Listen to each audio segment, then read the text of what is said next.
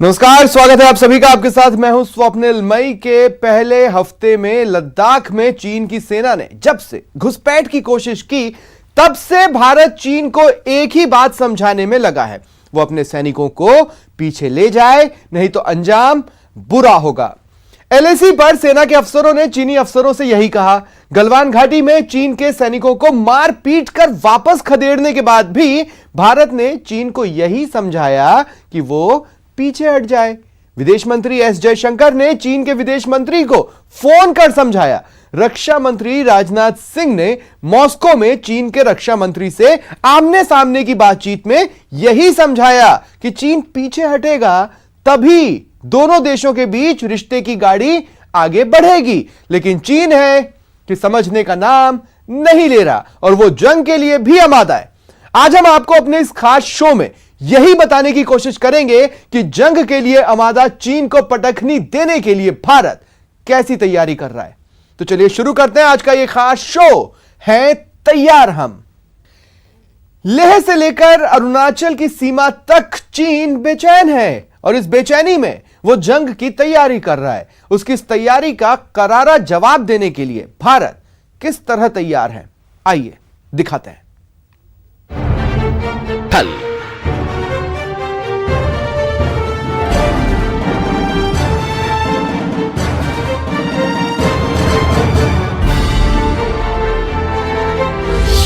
लड़ोगे तो लड़ेंगे, हटोगे तो निकलेगा हल।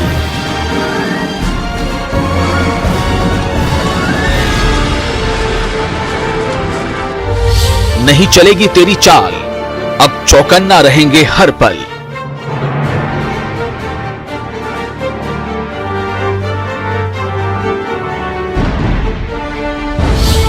हैं तैयार हम।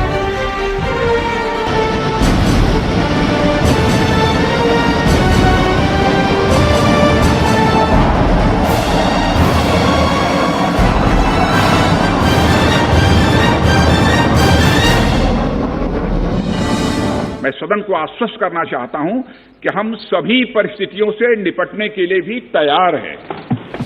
ये भरोसा सिर्फ संसद तक ही सीमित नहीं है, ग्राउंड जीरो पर इसकी तैयारियां और जोरों पर हैं।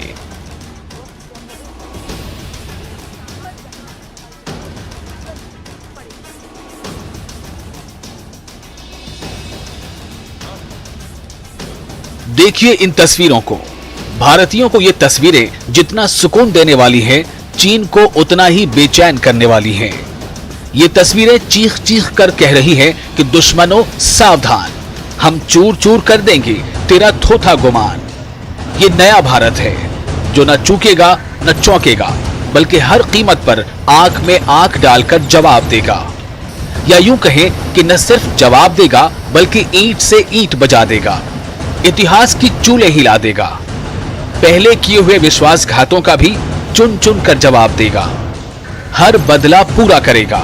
और दुश्मन अगर नहीं चेता तो न सिर्फ इतिहास बल्कि भूगोल को भी बदल देगा। चलिए पहले इस तैयारी को समझिए।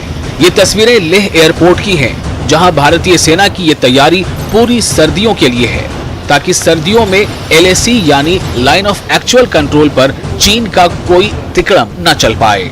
यहां सेना के लिए ईंधन, विशेष कपड़े, टेंट और रसद जैसी चीजों की इतनी मात्रा एकत्र कर ली गई है जो कि न सिर्फ 4-6 महीने बल्कि अगले 14 महीनों के लिए पर्याप्त है।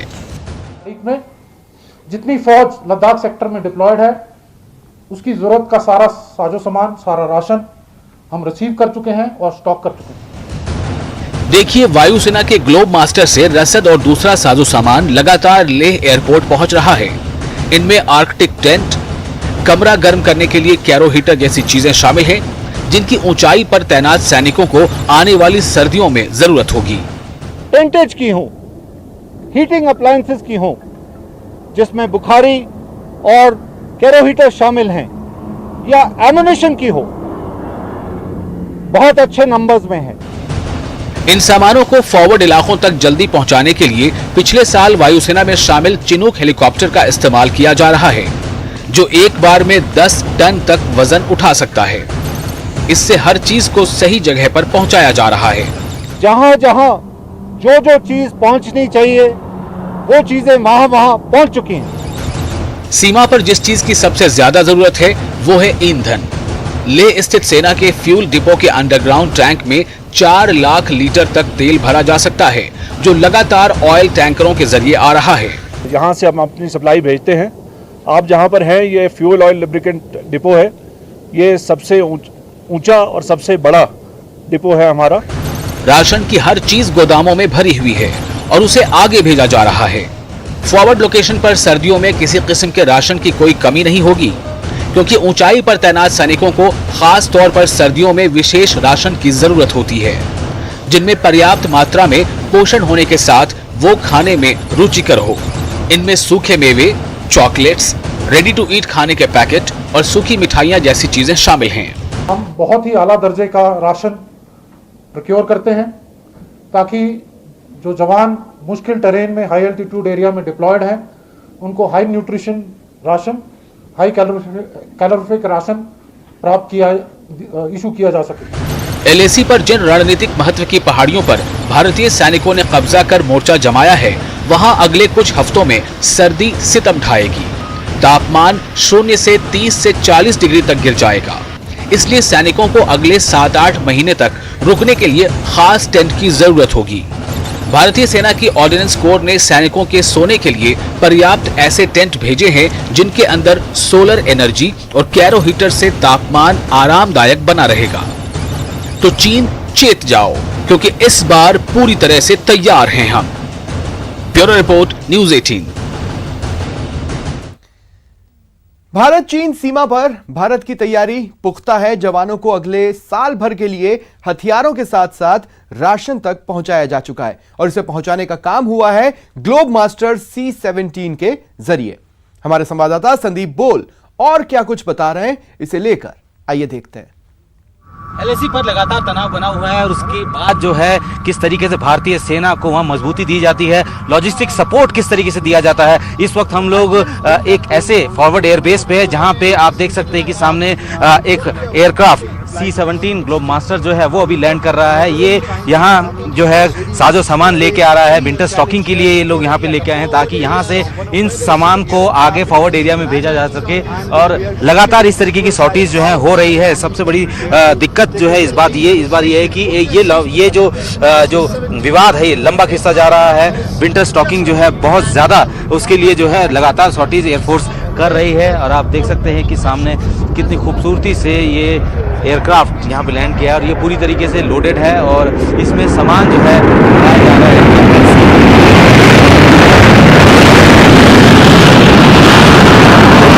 ये यहाँ की रोजमर्रा की इसी तरीके की कार्रवाई है। लगातार जो है इस कार्रवाई को अंजाम दिया जा रहा है ताकि एलएसी पर जो सेना के जवान मौजूद हैं, तैनात हैं, पूरी तरीके से उनको किसी भी तरीके की कोई दिक्कत ना हो सके।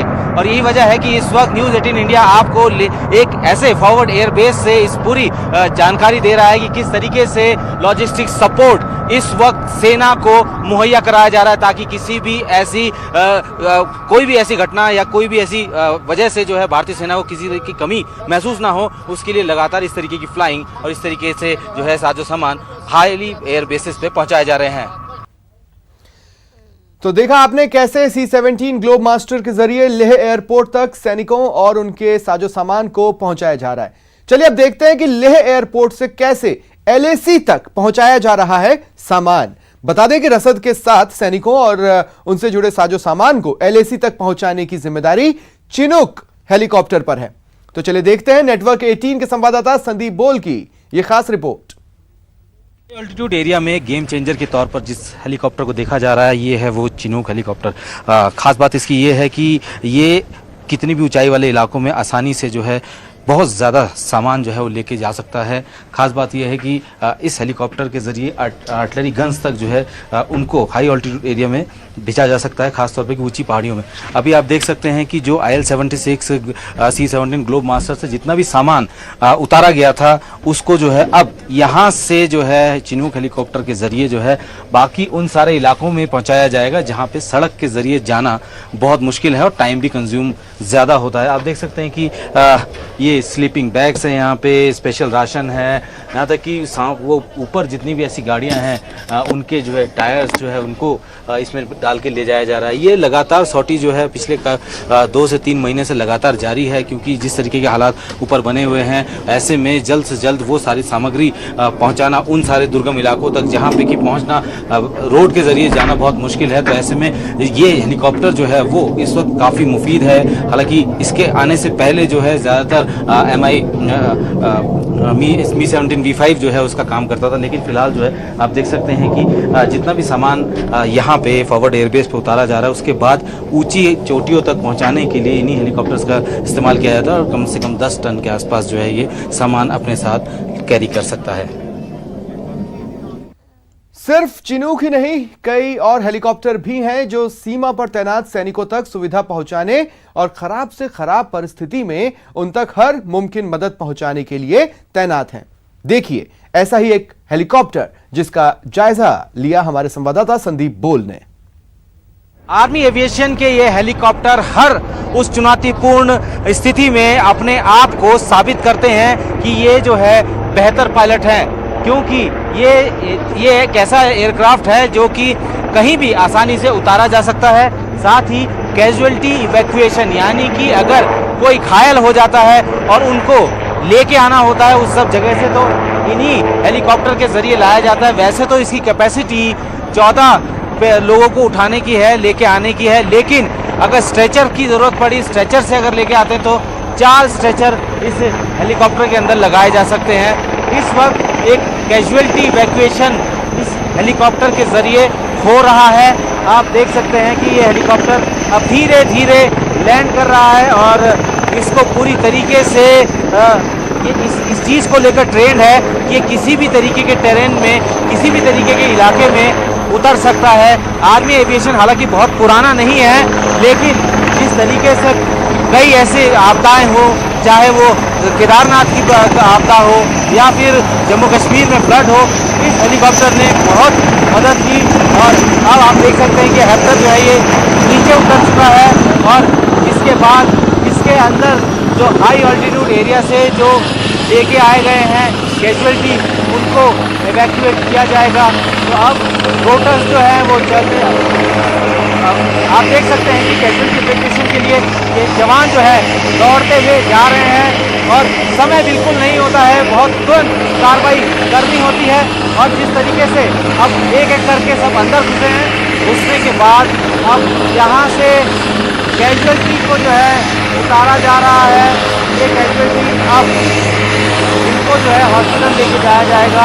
तो ये बहुत महत्वपूर्ण है। कैजुअलिटी इवैक्यूएशन एक सबसे महत्वपूर्ण हिस्सा है किसी भी ऑपरेशन के इलाके में, क्योंकि जब भी कोई हताहत होता है और सड़क के जरिए अगर नहीं आ पाता है तो कैजुअलिटी जो है फैटल हो सकती है, मौत हो सकती है। ऐसे में ये हेलीकॉप्टर आर्मी एविएशन के एक कह सकते हैं जीते जागते भगवान की तरह है कि वो इनको वहाँ से उठा के लेके आते हैं और यहाँ पे अस्पताल में भेज दिया जाता है उनको। तो ये सबसे बड़ी कड़ी है किसी भी युद्ध के मैदान के समय, और LAC पर सीधे तौर पर ये इस वक्त पूरी तरीके से मुस्तैद हैं। अगर कोई भी ऐसी घटना होती है तो वो हमेशा तैयार रहेंगे। कैमरामैन राकेश नेगी के साथ संदीप बोल, ले न्यूज़ 18 इंडिया। और चलिए यहां रुकते हैं एक छोटे से ब्रेक के लिए। ब्रेक के बाद एक बार फिर आप सभी का स्वागत है। भारत से दुश्मनी मोल लेकर अमेरिका के साथ ट्रेड वॉर में शामिल होकर पड़ोसियों की जमीन पर टेढ़ी नजर डालकर चीन के तानाशाह राष्ट्रपति शी जिनपिंग ने खुद की कुर्सी को खतरे में डाल लिया है।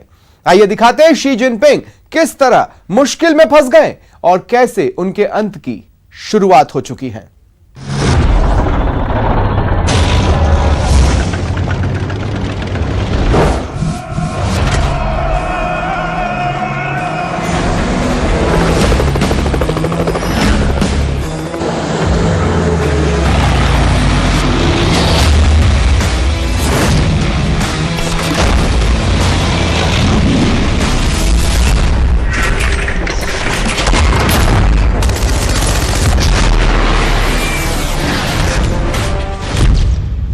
भारत से भिड़कर मुसीबत में फंसे शी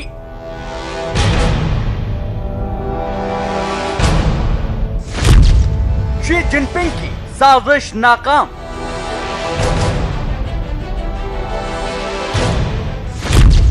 एलएसी विवाद के बाद खतरे में शी का ताज।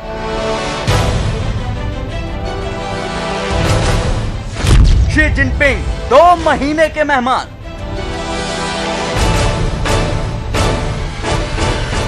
इस बार भारत से पंगा लेकर शी जिनपिंग ने खुद एक बड़ी मुसीबत मोल ले ली है। लेकिन इस मुसीबत की वजह भी और कोई नहीं बल्कि वो खुद हैं। एलएसी पर भारत के हाथों मात खाने के बाद चीन की सीसीपी यानी चाइनीज कम्युनिस्ट पार्टी में शी जिनपिंग और उनकी नीतियों पर सवाल खड़े होने शुरू हो गए हैं। आलम यह है कि गलवान में चीनी सेना की शिकस्त के बाद चीन की सेना, सीसीपी की पॉलिट ब्यूरो और शी जिनपिंग के बीच रस्साकसी शुरू हो गई है। शी के विरोधियों के मुताबिक शी जिनपिंग की जरूरत से ज्यादा आक्रामक नीतियों की वजह से चीन पूरी दुनिया में अकेला पड़ चुका है और इसका खमियाजा चीन की आवाम को उठाना पड़ रहा है। शी के विरोधियों के मुताबिक शी ने जानबूझकर भारत के साथ एलएसी पर विवाद शुरू किया, हांगकांग और ताइवान के एकीकरण पर जरूरत से ज्यादा आक्रामकता दिखाई, अमेरिका के साथ ट्रेड वॉर, यान रेक्टिफिकेशन मूवमेंट के तहत अपने विरोधियों का सफाया, पूरे वर्ल्ड को उनके खिलाफ खड़ा कर दिया। एक छोटी सी बात और छोटी सी गलती कर मिस एडवेंचर करके कि वो लद्दाख में एंटर कर गए। मुझे लगता है कि जैसा चाइनीज का एटीट्यूड है, ये शायद श्री जिनपिंग का टेन्योर का आखिरी समय आ गया होगा। अमेरिका की मशहूर न्यूज मैगजीन द वीक के मुताबिक चीन के राष्ट्रपति शी जिनपिंग ने भारत में चीन की सेना की घुसपैठ की योजना को हरी झंडी देकर खुद अपने भविष्य को खतरे में डाल दिया है। द वीक के लिखे गॉर्डन जी चांग के एक लेख के मुताबिक भारतीय सेना ने एलएसी पर चीनी सेना को जोरदार शिकस्त दी है और अब जरूरत इस बात की है कि भारत चीन के राष्ट्रपति शी जिनपिंग के अगले कदम पर नजर रखे, क्योंकि इस घटना से शी जिनपिंग की बौखलाहट बढ़ गई है। चीन की सेना की यह साजिश पूरी तरह से नाकाम रही और भारत ने चीन को मुंहतोड़ जवाब दिया है। चीन को भी भारत की ओर से इस तरह के जवाब की उम्मीद नहीं थी। गॉर्डन जी चांग के मुताबिक शी जिनपिंग ने ही भारत के खिलाफ साजिश की बुनियाद रखी थी, लेकिन चीनी सैनिक जिनपिंग के मंसूबों को कामयाब करने में नाकाम रहे। एलएसी पर चीनी सेना की नाकामी के दूरगामी परिणाम होंगे और शी जिनपिंग अब पीएलए में विरोधियों की जगह अपने वफादारों को अहम पद पर काबिज करेंगे।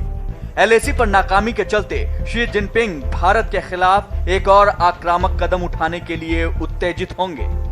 मंगलवार को भारत के रक्षा मंत्री राजनाथ सिंह ने संसद के मानसून सत्र के दौरान एलएसी विवाद पर बोलते हुए ये साफ कर दिया कि चीन के साथ एलएसी पर विवाद शांति वार्ता से ही सुलझाया जा सकता है। 15 जून और उसके बाद चीन की सेना ने जब भी भारत की सीमा में घुसपैठ करने की कोशिश की तो भारतीय जवानों ने उसका मुंहतोड़ जवाब दिया और अगर चीन की सेना दोबारा ऐसा करने की गलती करती है तो भारत इसे बर्दाश्त नहीं करेगा। 15 जून को चीन और भारत के जवानों के बीच गलवान घाटी में हुई झड़प में भारतीय सेना के 20 जवान शहीद हो गए थे और चीन के 60 से ज्यादा सैनिक मारे गए थे। इसकी वायलेशन में चीन द्वारा एक वायलेंट फेस ऑफ की स्थिति 15 जून को गलवान में क्रिएट की गई। हमारे बहादुर सिपाहियों ने, हमारे बहादुर सेना के जवानों ने अपनी जान का बलिदान दिया और साथ ही चीनी पक्ष को भी भारी क्षति पहुंचाई है अध्यक्ष महोदय, और अपनी सीमा की सुरक्षा में वह कामयाब रहे। भारत ने तो एलएसी विवाद पर अपना रुख साफ कर दिया, लेकिन गॉर्डन चांग का मानना है कि शी जिनपिंग माओ जैसा नेता बनने की महत्वाकांक्षा रखते हैं, लिहाजा वो चीन की लड़खड़ाती अर्थव्यवस्था पर ध्यान देने की बजाय दुनिया के सबसे ताकतवर देश अमेरिका और एशिया में उसे टक्कर देने वाले देश भारत को चुनौती देने की रणनीति पर चल रहे हैं। गॉर्डन जी चांग के मुताबिक शी ने दिखाया है कि वो सेना और सैन्य उपकरणों पर बड़ी राशि खर्च कर सकते हैं। हालांकि चीनी राष्ट्रपति ने अभी तक अपनी सेना के साथ मिलकर लड़ाई नहीं लड़ी है।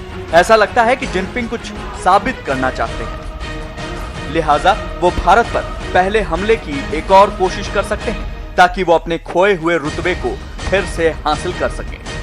गॉर्डन चांग का यह शक सही साबित होता है क्योंकि 15 जून को मिली शिकस्त के बाद चीन ने एलएसी पर भारतीय सीमा पर 28-29 अगस्त को दोबारा घुसपैठ करने की कोशिश की थी।